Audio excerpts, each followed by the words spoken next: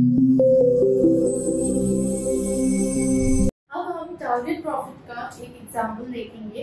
Riding Reaches company makes and sells a single product for which variable costs are as follows: direct materials $10, direct labor $8, variable production overhead $6, and that gives us total of $24. The sales price is $30 per unit and fixed cost per annum are $68,000. The company wishes to make a profit of $16,000 per annum. Requirement: determine the sales required to achieve this profit. Alright, हम कर रहे हैं example of target profits, example 4.4 on the page 275, जिसकी requirement हमसे पूछी जा रही है कि determine the sales required to achieve this profit. उस प्रॉफिट को अचीव करने के लिए हमें कितने यूनिट्स मैन्युफैक्चर या सेल करने पड़ेंगे, हमें ये फाइंड आउट करना है। तो ये फाइंड आउट करने के लिए यानी सेल्स फिगर फाइंड आउट करने के लिए हमारे पास दो तरीके हैं, दो फॉर्मूलाज हैं। Number 1, required contribution divide by contribution per unit. हम ऐसा कर लें तो तब भी हमें सेल्स की फिगर पता चल जाएगी, या फिर हम required contribution divide by CS ratio कर लें तो तब भी हमें सेल्स की फिगर पता चल जाएगी। तो ये जो फॉर्मूलाज है हमारे पास, अब हमें सिर्फ फैक्ट्स एंड फिगर्स जो डेटा गिवन है क्वेश्चन में उसको उठा के हमें यहाँ पे फिट करना है। हमारे पास क्वेश्चन में जो डेटा गिवन है वो ये है: direct material $10, direct labour $8, variable production overhead $6, selling price $30, fixed cost $68,000 per annum. Profit जो है हमारे पास 16,000 हम कमाना चाहते हैं। तो कंट्रीब्यूशन हम कैसे फाइंड आउट करते हैं? Selling price minus variable cost will give us total contribution. Moreover, अगर आपको इक्वेशन याद हो तो total contribution is equals to fixed cost. क्या हमारे पास fixed cost given है? Yes, 68,000. तो हम यहाँ पे 68,000 लिख सकते हैं, बिल्कुल लिख सकते हैं total contribution की जगह। फिर हम क्या करेंगे? contribution per unit. contribution per unit किस तरह फाइंड आउट करेंगे हम लोग? तो ये दो फॉर्मूलाज हम यूज करेंगे to find out the sales figure. अच्छा, रिक्वायर्ड कंट्रीब्यूशन किस तरह फाइंड आउट करेंगे? जैसे कि हमें मालूम है कि कंट्रीब्यूशन किस तरह फाइंड आउट करते हैं? Sales minus variable cost. जब हम sales minus selling price minus variable cost करते हैं तो हमारे पास कंट्रीब्यूशन आ जाता है।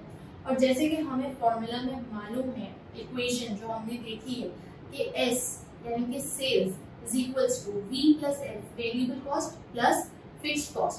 फिर हमने देखा कि कंट्रीब्यूशन यानी कि वेरिएबल कॉस्ट माइनस कंट्रीब्यूशन यानी selling price minus variable cost is equals to fixed cost.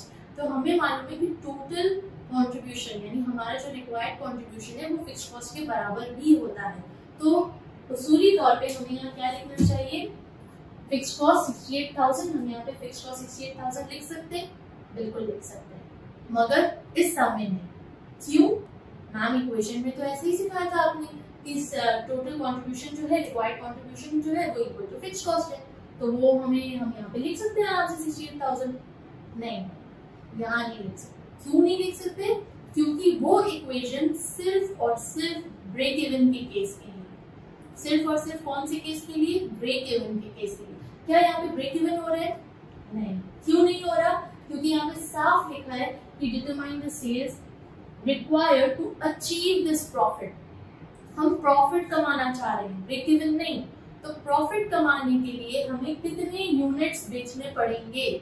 तो लिहाजा यहाँ कंट्रीब्यूशन की जगह आप फिक्स्ड कॉस्ट की फिगर नहीं डाल सकते। फिर क्या करें? फिर ये करें, required contribution will be equal to fixed cost plus profit, यानी कि 68,000 प्लस प्रॉफिट जो रिक्वायर्ड है 16,000, which will give us 84,000। तो हम यहाँ पे क्या लिखेंगे? $84,000। कंट्रीब्यूशन पर यूनिट ये कैसे कैलकुलेट होगा? हमें मालूम है selling price minus variable cost will give us contribution per unit. क्या यहाँ पे हमारे पास सेलिंग प्राइस गिवन है? यस। क्या हमारे पास वेरिएबल कॉस्ट गिवन है? यस। हमें direct material plus direct labour plus variable cost which will give us 24. Direct material plus direct labor plus variable cost which will give us total variable cost 24. So now what we can do, 30 minus 24. This is how you will get contribution per unit. When you solve this, you will get the number of units you need to sell in order to gain the profit. So we got 14,000 units, which is the sale units required to achieve the profit of $16,000. Clear है यहाँ तक? अब इसको हम इस formula से भी solve कर सकते हैं. Required contribution again fix cost होना चाहिए, मगर ये ब्रेक इवन का केस नहीं है तो फिक्स कॉस्ट सिर्फ नहीं लिखेंगे. क्या लिखेंगे? Fix cost plus profit. तो यहाँ पे हमने क्या डाला? 84,000. डिवाइड करेंगे CS रेशियो से, that is the cost contribution by sales ratio. Contribution by sales ratio, contribution per unit हमें मालूम है 6 है. सेल्स की फिगर क्या है? 30. तो 6/30 जो भी आंसर होगा हम यहाँ पे. फिर हमने क्या किया? कंट्रीब्यूशन 84,000 लिख दिया और CS रेशियो 6/30 हमारे पास 20% आ. जब हम इसको सॉल्व करेंगे हमारे पास $4,20,000 आ जाएगा, which will be our total sales revenue. अब हमें सेल्स यूनिट्स फाइंड आउट करने हैं कि कितने मैन्युफैक्चर हो और कितने सेल करें. तो divided by selling price per unit, तो हमारे पास सेम आंसर आ जाएगा जो यहाँ पे आ रहा है 14,000 यूनिट्स. 14,000 यूनिट्स हम बनाएंगे और बेचेंगे तो हमें प्रॉफिट 16,000 का जनरेट होगा. I hope it is clear कि टारगेट प्रॉफिट से किस तरह हमने किया और हम ब्रेक इवन पॉइंट से किस तरह करते हैं.